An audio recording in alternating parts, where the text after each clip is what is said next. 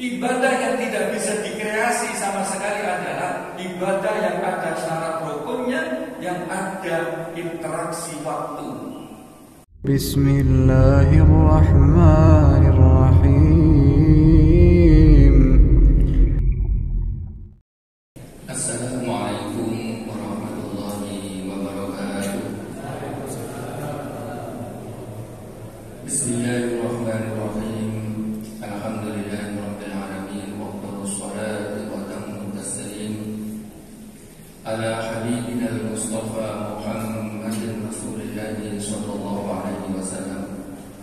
Allahumma akhrijna min dhulumatil wahmi wa akrimna bi nuril fahmi waftah alaina bi ma'rifatil ilmi wa sahhil akhlaqana bil hilmi waj'alna mimman yastami'una al-qawla fayattabi'una ahsana. Allahumma la ilma lana illa ma 'allamtana innaka antal alimul hakim. Rabbi shrah li sadri wa yassir li amri wahlul 'uqdatam min lisani yafqahu qawli. Amma ba'du. Hadirin hadirat yang dirahmati Allah, semoga amal ibadah kita diterima oleh Allah Subhanahu wa taala. Amin ya rabbal alamin. Pagi hari ini kita akan membahas sebuah tema, yang tema itu berkaitan dengan ibadah kita sehari-hari. Tema yang ingin kami sampaikan adalah sah dan diterimanya sebuah ibadah. Ada konsep sah, ada konsep diterima. Dalam hukum fikih, untuk masalah ibadah itu para ulama merumuskan al-aslu fil ibadati at-tahrim. Hukum asal dari ibadah itu adalah haram. Hukum asal, hukum dasar, hukum permulaan dari ibadah adalah haram, kecuali ibadah yang diajarkan oleh Rasulullah Sallallahu Alaihi Wasallam. Seluruh ibadah, sujud, rukuk kepada selain Allah itu dilarang. Sujud, rukuk dalam bentuk ibadah apapun semuanya dilarang, kecuali itu diajarkan oleh Rasulullah Sallallahu Alaihi Wasallam. Maka ibadah sholat yang kita sujud rukuk itu menjadi ibadah karena diperintahkan oleh Rasulullah Sallallahu Alaihi Wasallam, diperintahkan Allah melalui Rasulullah Sallallahu Alaihi Wasallam. Mungkin kadang kita sulit menjawab, itu kenapa? Orang Islam juga haji ke Mekah melilingi batu. Kan sama kayak menyembah batu. Kita harus ingat, hukum dasar mengelilingi batu untuk beribadah itu haram, kecuali mengelilingi batu yang diperintahkan oleh Allah Subhanahu wa taala, yaitu dalam ibadah haji. Itu diperintahkan. Maka seluruh konsep ibadah yang diperintahkan oleh Rasulullah Sallallahu Alaihi Wasallam, itulah yang menjadi sah sebuah ibadah. Kita kadang mengenal di dalam ritual agama-agama terdahulu, puasa melebihi 1 hari. Ibadah puasa itu apa sih? Ibadah menahan diri dari terbit fajar sampai tenggelam matahari. Maka bagaimana ibadah puasa yang sah? Ini belum diterima, sah dulu. Sah adalah ibadah yang memenuhi syarat rukun yang diajarkan oleh Rasulullah Sallallahu Alaihi Wasallam. Maka ibadah yang memiliki syarat rukun tidak boleh diinovasi, tidak boleh diimprovisasi. Ya begitu sejak zaman Rasulullah Sallallahu Alaihi Wasallam. Tidak boleh kemudian sholat diimprovisasi, ya Allahu Akbar, biar sekian sekalian ikut nilai senam diangkat sekalian di Allahu Akbar begini. Biar dapat 2 nilai maksudnya. 1 nilai sholat, 2 nilai senam. Tidak bisa. Karena apa? Memang yang diajarkan Rasulullah Allahu Akbar. Ada yang katakan begini pas telinga, ada yang katakan begini. Beda-beda riwayat. Artinya Allahu Akbar, kita mengangkat tangan bukan untuk senam, tetapi memang untuk ibadah. Puasa tadi sejak terbit fajar sampai tenggelam matahari, aku kuat kok sampai tengah malam, bahkan kuat sampai fajar. Puasa yang semacam ini diniatkan memang untuk dari terbit fajar sampai terbit fajar lagi. Para ulama sepakat mengatakan puasanya tidak sah karena tidak sesuai dengan yang diperintahkan oleh Rasulullah Sallallahu Alaihi Wasallam. Maka seluruh konsep ibadah yang memiliki syarat dan rukun yang harus ditepati, maka tidak bisa diinovasi sama sekali. Contoh inovasi lain apa? Inovasi ibadah lain, ibadah korban. Ibadah korban dan ibadah akikah itu ibadah. Nyembelihnya Bismillahi, menyembelih. Sebagai ulama katakan sebaiknya tidak Ar-Rahmanir-Rahim, cukup Bismillah langsung sembelih. Itu ibadah kepada Allah Subhanahu wa Ta'ala. Maka harinya ditentukan, kambingnya, hewannya ditentukan, pelaksanaannya ditentukan. Karena itu memang memiliki nilai ibadah, yaitu Bismillah, mengalirkan darah. Adapun setelah itu pembagiannya termasuk ibadah berumah mahdoh pembagiannya. Tetapi kemudian hewannya harus memenuhi syarat. Kalau kurban dilakukan pada saat Idul Adha dan Ayyamut Tasyrik, harus di sana. Tidak boleh kemudian diimprovisasi. Katakan, tidak usah nyembelih, beli dagingnya aja, kan sama-sama bagi. Tujuan utamanya bukan bagi, tujuan utamanya adalah menyaksikan adanya penyembelihan. Makanya itu dianggap sebagai ibadah. Maka konsep yang pertama, ibadah harus sesuai dengan yang diajarkan oleh Rasulullah Sallallahu Alaihi Wasallam. Kalau kita diperintahkan apa sih yang dibaca ketika sholat? Fatihah, lalu surat pendek. Ustaz, saya ada yang mengajarkan kalau ingin hajatnya terpenuhi itu sholat kemudian baca Fatihah, baca Qul Huwallahu Ahad 100 kali. Nah, ini adalah improvisasi dari para ulama. Ada yang mengatakan boleh, ada yang mengatakan tidak boleh. Yang mengatakan boleh katakan begini, kan baca surat boleh saja, berapa saja. Rasulullah Sallallahu Alaihi Wasallam kalau tahajud yang dibaca Al-Baqarah. Kalau saya tidak bisa Al-Baqarah, Al-Ikhlas saja saya perbanyak. Maka dia baca surat Fatihah, kemudian memperbanyak surat-surat pendek. Ada yang membolehkan, ada yang tidak, harus satu saja surat pendek. Tapi perbedaan ini bukan perbedaan pada inti. Sholatnya tetap sholat.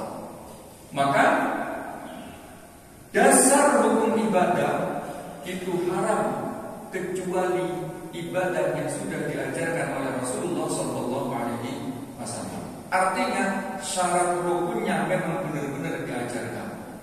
Banyak kritikan bagaimana hukumnya puasa, katakan harus merawat, puasa harus makan yang putih-putih saja, tidak boleh makan daging. Menurut pandangan ulama fikih itu tidak diperkenankan.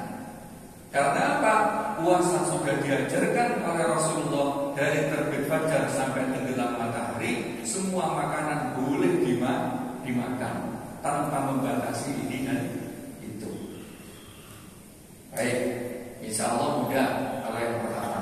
Jadi syarat sah sebuah ibadah harus mengikuti konsep dasar yang diajarkan oleh Rasulullah SAW.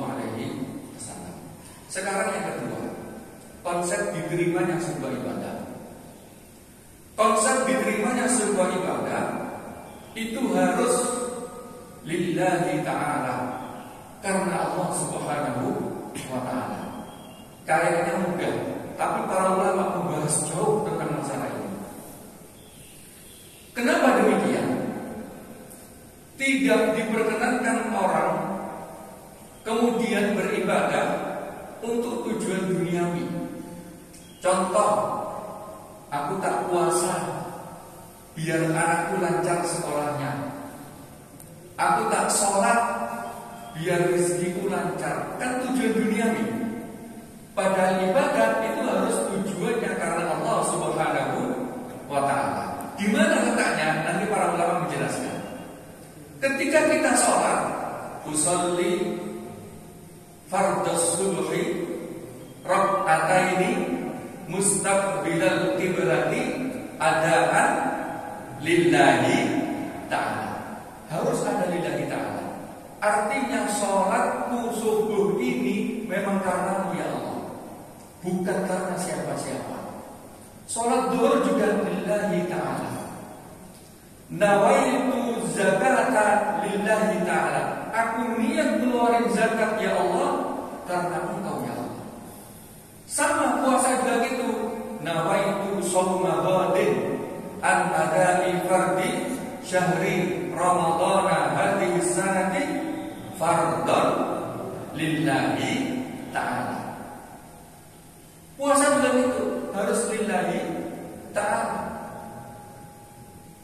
Haji sama, walillahi 'alan nasi hajjul baiti, hanya karena Allah kamu melakukan ibadah haji. Jadi hanya karena Allah, wajib haji itu bagi manusia yang mampu. Jadi bukan karena siapa. Pertanyaannya sekarang begini, loh, apakah tidak boleh meminta untuk urusan dunia ketika ibadah? Nah, posisinya di sini. Semua kita ketika niat ibadah itu harus lillahi ta'ala, harus karena Allah Subhanahu wa ta'ala. Kapan itu? Kalau sholat ketika Allahu Akbar. Kalau puasa ketika niat nawaitu shauma ghadin waktu sahur. Kalau zakat ketika mengeluarkan zakat. Tetapi Allah memberikan perintah melalui Rasulullah SAW. Seorang hamba ketika beribadah mintalah atas kebaikan urusan dunia dan urusan akhirat. Maka ketika dalam posisi sholat, sujud, kita diperintahkan untuk memperbanyak doa. Kita ini kan rata-rata kalau sujud bacanya apa? Subhana rabbiyal a'la wa bihamdi. Padahal kita boleh baca yang lain. Allahumma a'inni ala dzikrika wa syukrika wa husni ibadati, dan yang lain. Sama ketika puasa, puasanya lillahi ta'ala, tetapi ketika beribadah, puasa memperbanyak doa kepada Allah Subhanahu wa ta'ala. Jadi ingat, ibadah tidak bisa dipolitisasi untuk menjadi qada'ul hajat. Ibadah tidak bisa diperalat untuk memenuhi kebutuhan kita. Contoh, sholat yang banyak biar terpenuhi.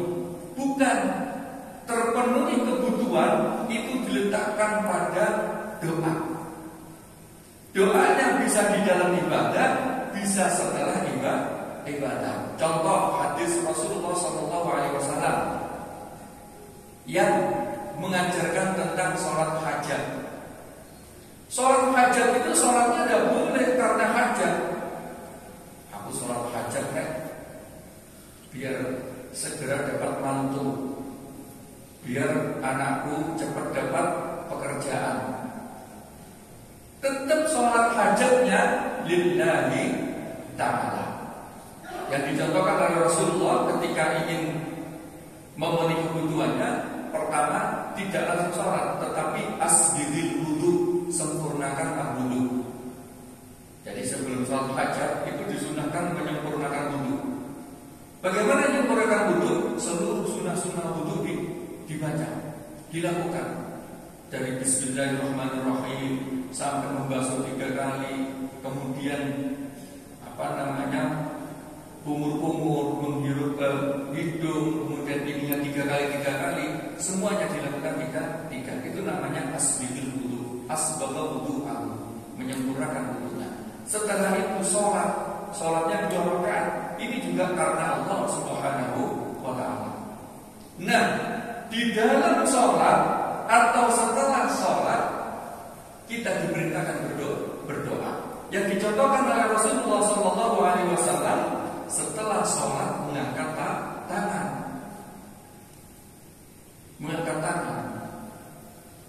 Untuk apa? Untuk berdoa.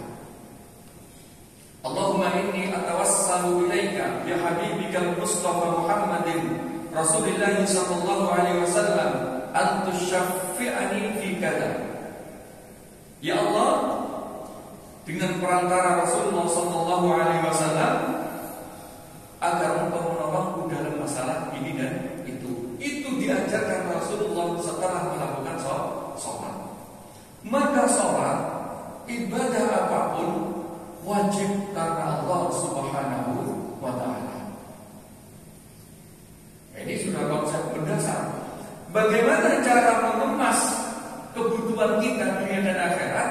Ketika beribadah baru kita memohon kepada Allah Subhanahu wa ta'ala. Konsep orang tasawuf kan ya, minta kepada Allah yang baik adalah pada saat kita dekat dengan Allah. Kapan dekat dengan Allah? Yaitu pada saat beribadah atau setelah beribadah. Tapi ibadahnya harus karena Allah. Seluruh ibadah yang diajarkan oleh Rasulullah SAW dan disimpulkan oleh para ulama pasti ada lillahi ta'ala.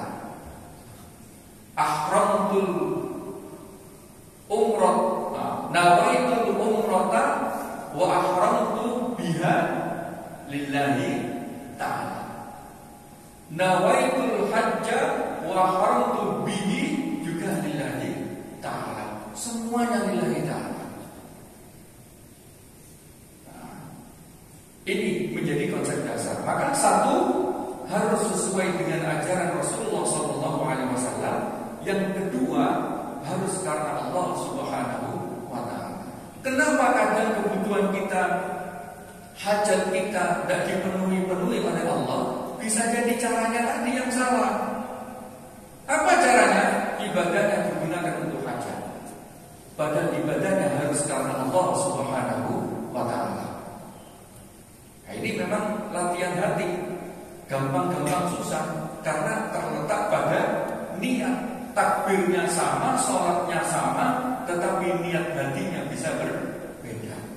Kalau tidak hati-hati, yang terjadi adalah sholat kita karena mobil, sholat kita karena rumah, sholat kita karena pekerjaan, sholat kita karena pangkat, bukan karena Allah. Allah mengajarkan, kalau kamu ingin kebutuhan dunia dan akhirat, panjatkanlah di dalam doa. Nah, doa bisa dilakukan di dalam ibadah, bisa dilakukan di luar ibadah. Nah, memang ini latihan. Maka konsep di dalam ibadah Allah, satu, tidak bisa diinovasi sama sekali.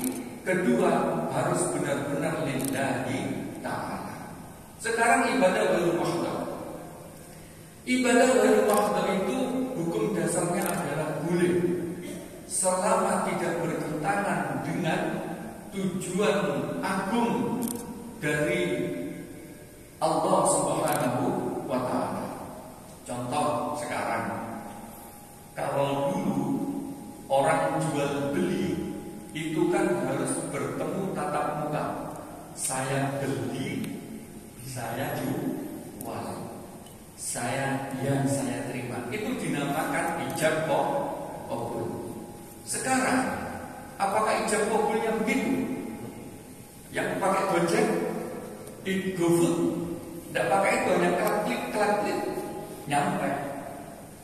Itu ibadah, tetapi ibadahnya ibadah di rumah mahdoh.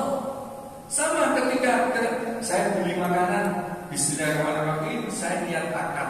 Ini bedanya orang mengerti dan tidak mengerti.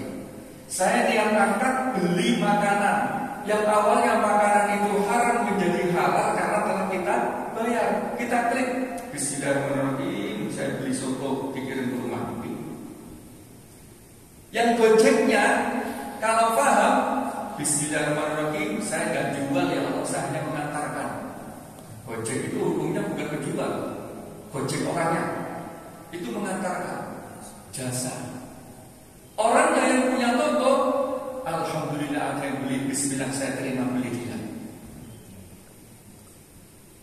Kalau dulu harus bersalaman, kalau dulu harus ketemu, sekarang hanya pakai aplikasi. Yang paham kalau itu ibadah, dia paham. Yang tidak paham, ya tidak paham. Pokoknya jual beli ya wes, atau tak bayar ya wes. Tidak punya kandungan ibadah. Padahal itu nilainya ibadah. Dari sisi mana ibadah? Air, teh yang awalnya haram dia menjadi halal. Ini kalau di toko, di warung, sebelum dibayar itu kan haram. Dibayar menjadi halal. Sebagian ulama kata begini, 465 orang kalau subuhnya belum monggo silakan, itu belum halal. Harus monggo dulu karena itu menjadi akad bahwasanya ini sudah disuguhkan. Jadi ada yang sangat ketat seperti itu, ada yang tidak. Kalau sudah dikeluarkan ya sudah disuguhkan, nggak perlu nunggu kata-kata monggo. Jadi ada yang begitu. Sekarang yang lain, contoh orang jual beli tanah atau jual beli mobil. Apakah kemudian sebutnya dengan ucapan? Enggak. Tetapi dengan tanda tangan. Maka ijab kabulnya orang jual beli tanah, mobil, sepeda motor itu tidak lagi hanya dengan saya beli ya saya jual, tetapi dengan tanda tangan. Kalau ditanya, apakah jual beli tanah, jual beli kendaraan di zaman Rasulullah itu dengan kertas dan tanda tangan? Tidak. Hanya cukup dengan ucapan saya beli, saya jual, dan ada saksi cukup. Tapi sekarang jual beli tanah seperti itu tidak diakui sama sekali. Artinya ibadah muamalah bisa memiliki inovasi selama dia memegang kemaslahatan umat. Beda dengan ibadah mahdoh yang tadi. Ibadah mahdoh tidak bisa sama sekali diintervensi oleh kepentingan manusia agar sama dengan senam, agar sama dengan kebutuhan sosial, tidak bisa. Ibadah ya ibadah. Makanya juga para ulama katakan gini, bahagialah Anda yang bisa ibadah mahdoh dengan istiqomah. Karena apa? Yang bisa membedakan ibadahnya orang zalim dan orang tidak zalim adalah istiqomahnya ibadah mahdoh. Orang zalim itu juga jual beli. Orang zalim itu juga sedekah. Orang zalim itu juga zakat. Tapi jamaah subuh belum tentu istiqomah. Yang dicontohkan para ulama sebenarnya sholat tahajud. Sholat tahajud itu adalah ibadah yang khusus bagi orang yang benar-benar soleh. Ya sekarang maksudnya orang yang solehnya setengah-setengah itu tidak mungkin tahajud. Sulit, berat. Sholat subuhnya sulit. Maka yang membedakan ibadahnya orang zalim dan orang tidak zalim itu adalah ibadah mahdoh. Kalau ibadah zalim mahdoh semuanya melakukan, bahkan bisa jadi mereka lebih banyak sedekahnya, lebih banyak sedekahnya. Tapi yang benar-benar membedakan adalah ibadah mahdoh. Karena apa?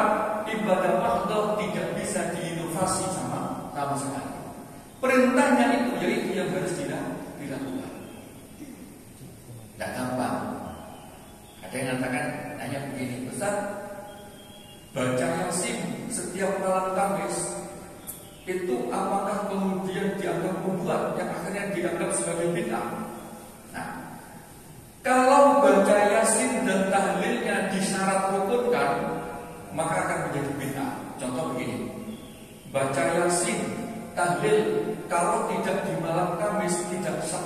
di malam Jumat tidak sah.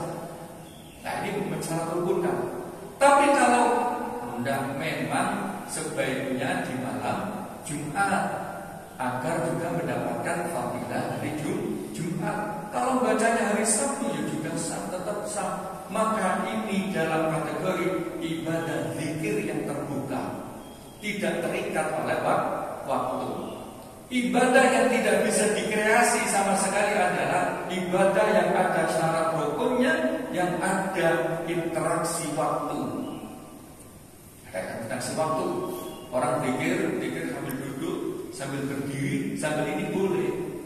Memperbanyak zikir menjadi 100 kali, 300 kali boleh. Yang tidak boleh adalah begini, saya kalau berzikir secara subuh 300 kali nggak sah. Nah ini membuat syarat rukun. Saya kalau nggak zikir istighfar 1000 kali setelah sholat subuh, wah nggak sah. Nah ini berarti membuat ibadah baru.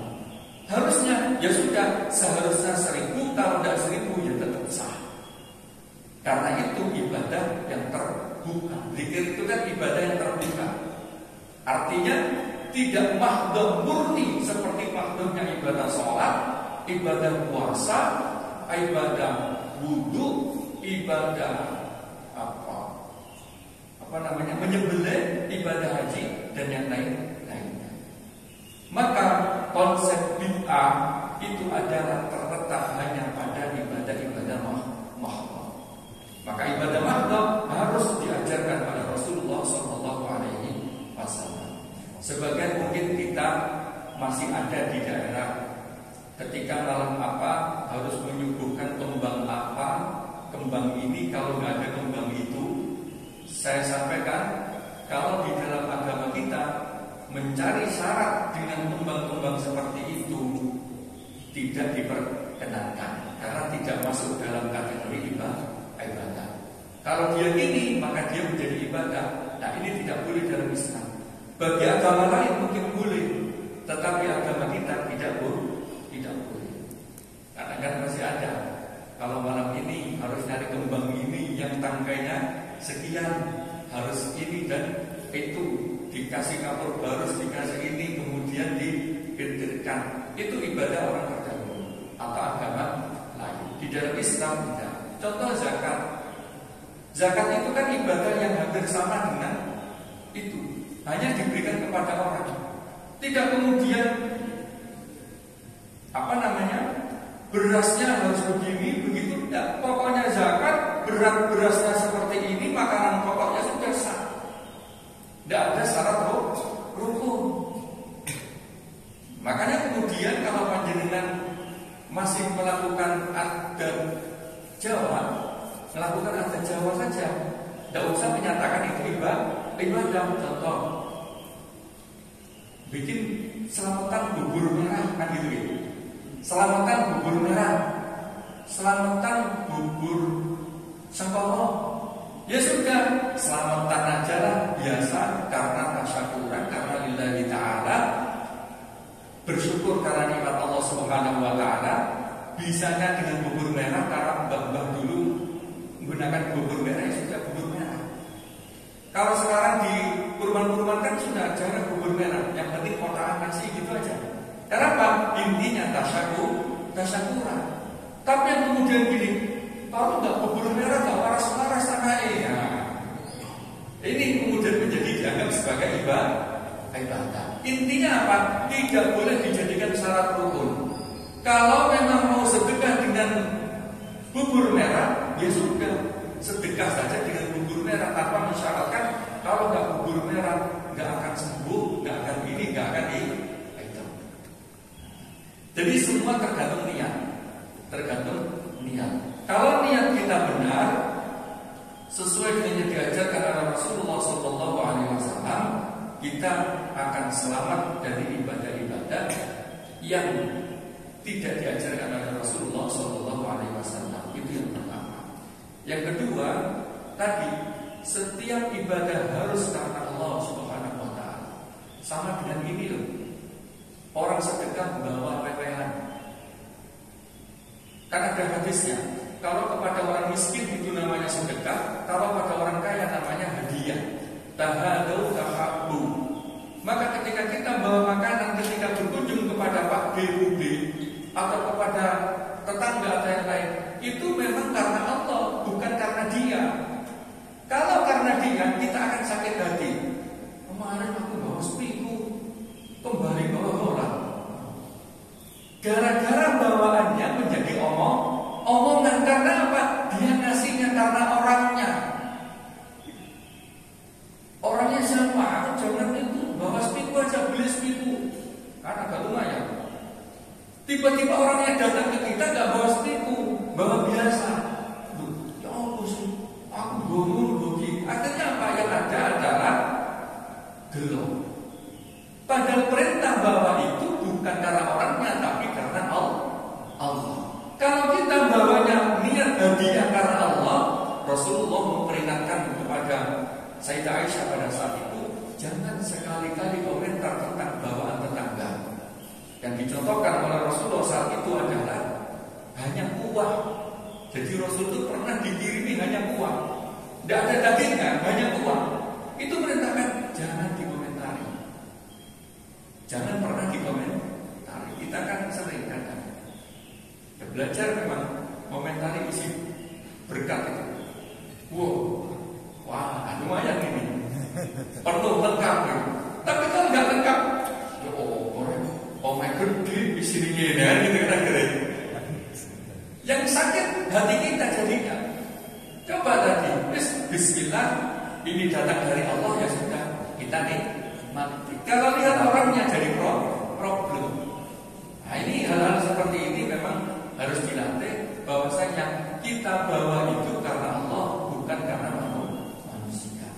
Sama dengan konsep bubu. Konsep apa bubu itu bahasa Indonesia-nya? Mantenan. Kalau di Jawa, mantenan itu kadang bikin tersuruh orang. Namun itu ibadah loh. Pernikahan itu ibadah, harusnya kita bahagia. Tapi karena ada adat bubu, jadi tersuruh apa? Mantenan meneh, bubu meneh, ngeluarin uang lagi. Itu sebenarnya nggak boleh muncul. Karena apa? Ya Allah, alhamdulillah dia sudah nikah, berarti dia ibadah. Alhamdulillah. Adapun bowo nggak bowo itu adalah urusan adat.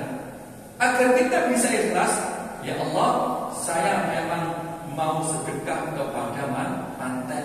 Untuk apa? Untuk melengkapi ibadahnya. Sudah. Nanti mau dikembalikan nggak dikembalikan urusan Allah. Yang jadi masalah kalau dicatat, catat, punya manten, catatannya nggak kembali. Wah, jadi ngersuloh. Bahkan sebagian para ulama Jawa itu ada yang mengharamkan buruan. Ulama Jawa sebagian, tapi tidak semua. Artinya tetap itu menjadi adat yang bagus karena saling membantu.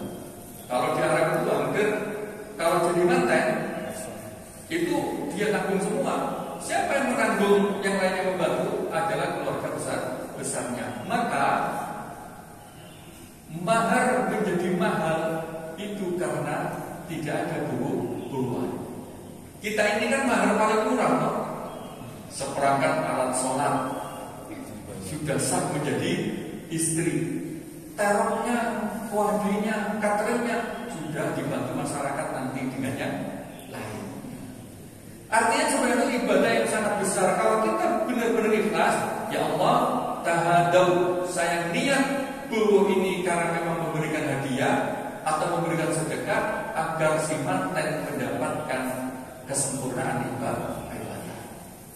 Jadi kalau kita lihatnya Allah, tidak akan marah. Tapi kalau kita lihatnya manusia, akan minta kembalian dari manusia. Itu prinsip-prinsip dasar di dalam ibadah makhluk dan ibadah makhluk. Gitu. Sebelum saya lanjutkan, barangkali ada pertanyaan, monggo.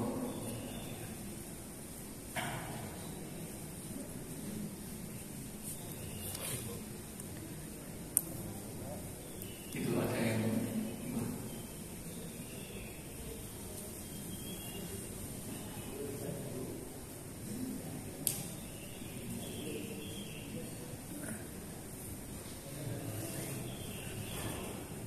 ada gitu. Derek.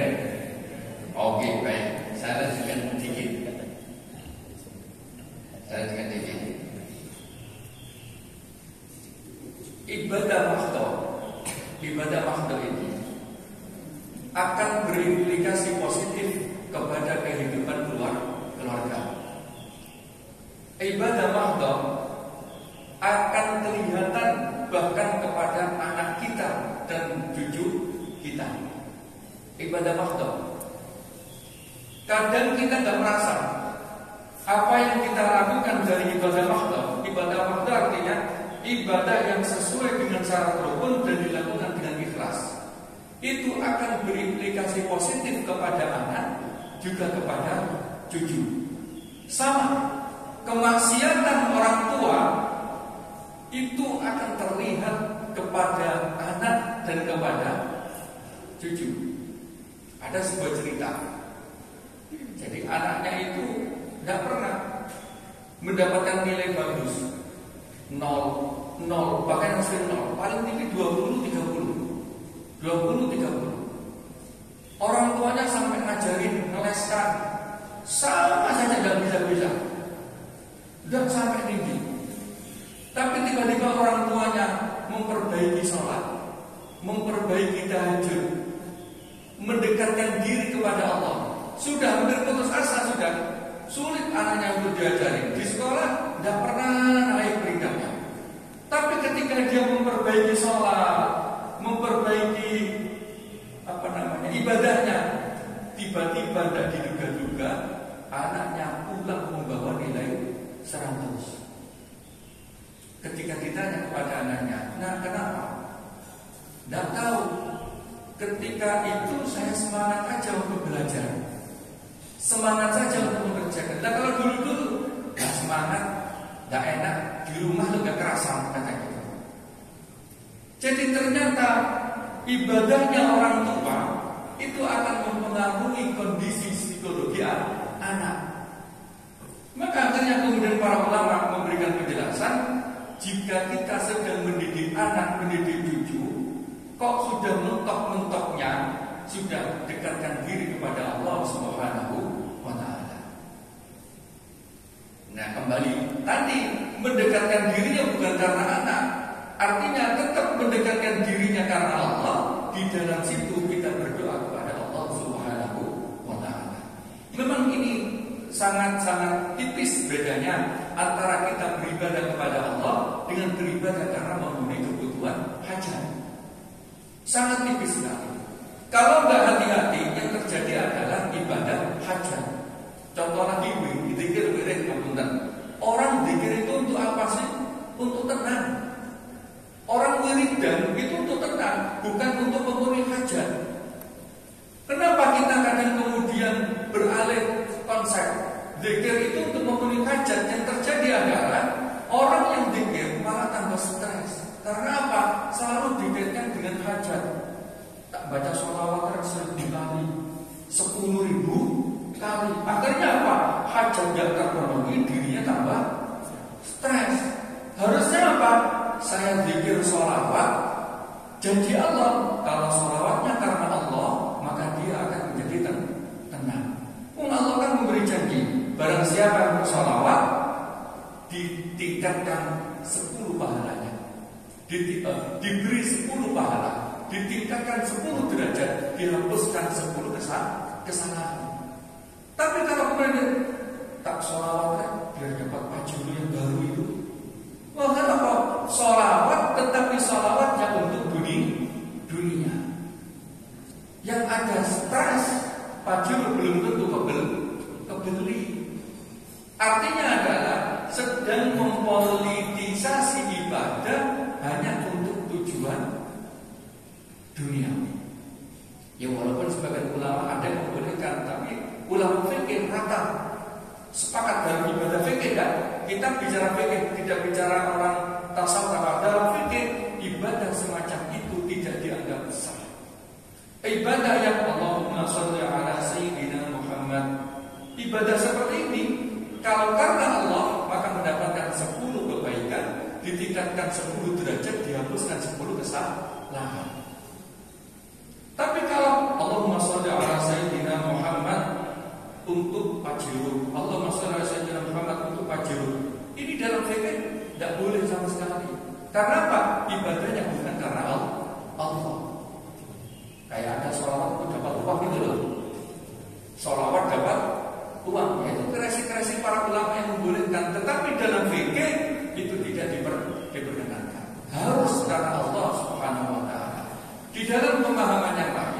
andaikan dia beribadah saja kepada Allah, selalu ditingkatkan derajatnya, diberikan kebaikan, dihapuskan dosa, pasti akan diberikan yang lebih.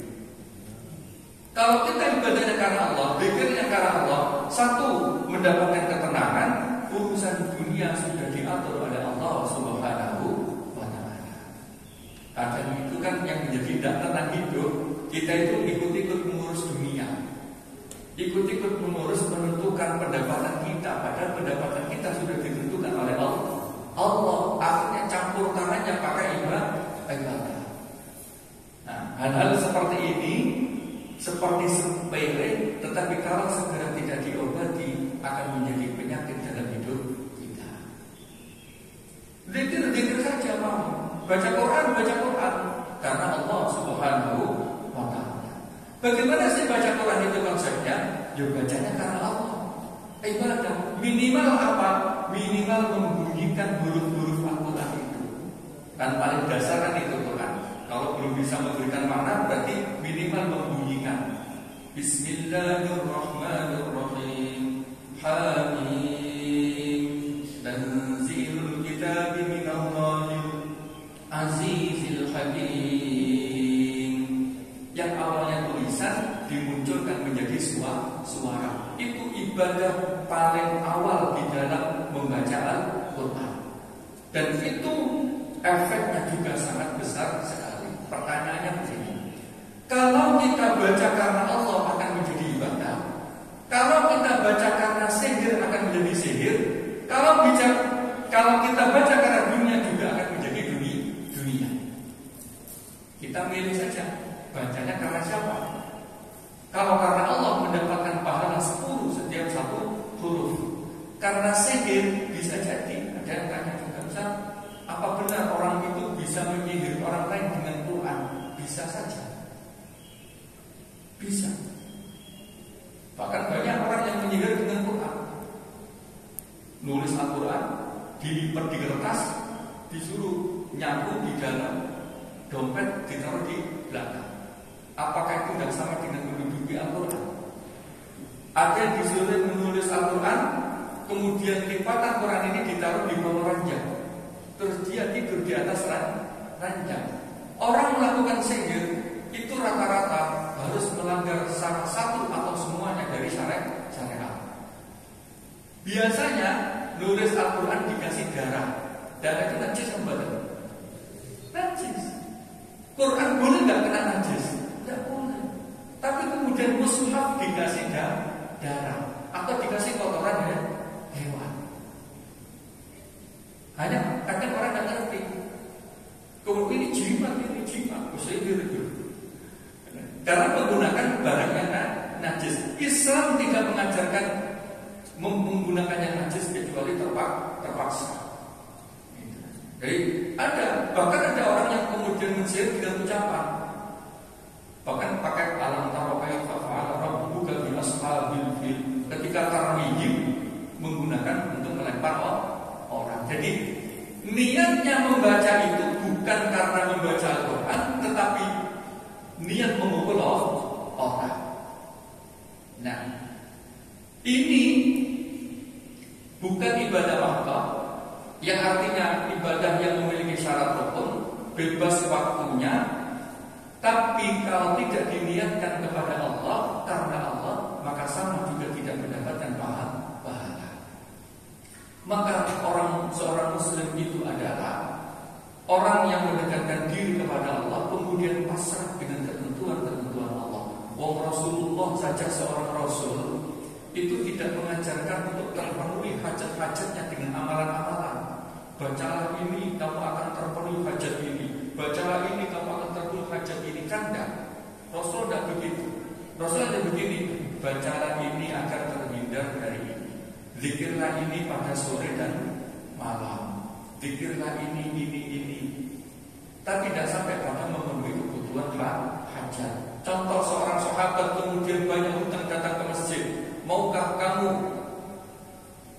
kuberikan doa agar terbebas dari hutang-hutangnya? Ya Rasulullah. Kemudian diberi doa. Rasul tidak menentukan dibaca berapa kali. Di siang hari teman pokoknya dikasih doa itu.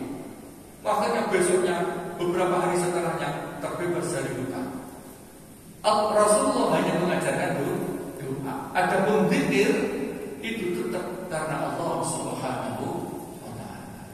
Semoga kita yang di sini diberikan petunjuk oleh Allah Subhanahu wa taala. Satu, kalau beribadah sesuai dengan petunjuk Rasulullah sallallahu alaihi wasallam yang sudah disimpulkan oleh para ulama di dalam kitab-kitab fikih. Maka setiap ibadah yang tidak ada di dalam kitab fikih itu bukan ibadah kita. Setiap ibadah yang sudah tidak ada di dalam fikih itu bukan ibadah kita. Mungkin kita masih melakukan adat itu. Lakukan saja karena adat, bukan karena ibadah. Artinya kalau tidak dilakukan tidak ada konsekuensi apa. Yang kedua, dalam melakukan ibadah semoga kita diberikan ikhlas karena Allah Subhanahu wa taala, bukan karena siapa. Kalau dua konsep ini kita pegang, insya Allah akan selalu memberikan petunjuk dalam langkah-langkah kehidupan kita, baik kehidupan dunia maupun kehidupan untuk akhirat. Karena sungguh kita tidak bisa memastikan dunia dan akhirat ini kecuali hanya Allah Subhanahu wa taala. Maka kita sebagai hamba Allah tidak bisa memastikan kemudian A, B, C. Kita hanya, ya Allah, semoga diberikan yang terbaik. Ini yang dapat kami sampaikan. Semoga menjadi tambahan petunjuk bagi kita semua, mengingatkan apa yang pernah kita miliki dari ilmu Allah, sehingga dapat kita ajarkan kepada putra dan putri kita. Demikian yang dapat kami sampaikan. Mohon maaf atas segala kekurangan. Wallahul muwaffiq ila aqwamit thoriq. Wassalamualaikum warahmatullahi wabarakatuh.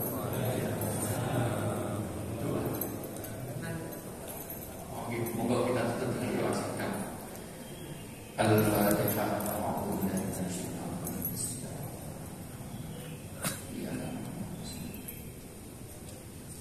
A'udzu billahi minasyaitonir rajim. Bismillahirrahmanirrahim. Hamdan li'abdihi hamdan syakirin hamdan yu'affi'u wa yakfu mazidan ya rabbana lakal hamdu kama yanbaghi li jalali wajhikal karim wa 'azimi sultanik. Allahumma shalli wa sallim wa barik ala sayyidina Muhammad wa ala alihi wa sahbihi man tabi'ahu bi ihsan ila yaumil. Allahumma a'inna 'ala dzikrika wa syukrika wa husni 'ibadatik. Allahumma inna nas'aluka ilman nafi'an wa rizqan wasi'an mubarakan wa shifaa'an min kulli da'. Allahumma ij'alna wa ahlana wa auladana wa talamidana min ahli al-ilmi min ahli al-khair wa min ibadika as-salihin wa min ulama'ika al-'amilin wa min aghniya'ika asy-syakirin wa min hamalati al-Qur'an wa la taj'alna wa iyyahum min ahli asy-syarri wal khair. Rabbana zalamna anfusana wa illam taghfir lana wa tarhamna lanakunanna minal khasirin. Rabbana atina fid dunya hasanah wa fil akhirati hasanah wa qina adzabannar. Wa sallallahu ala sayyidina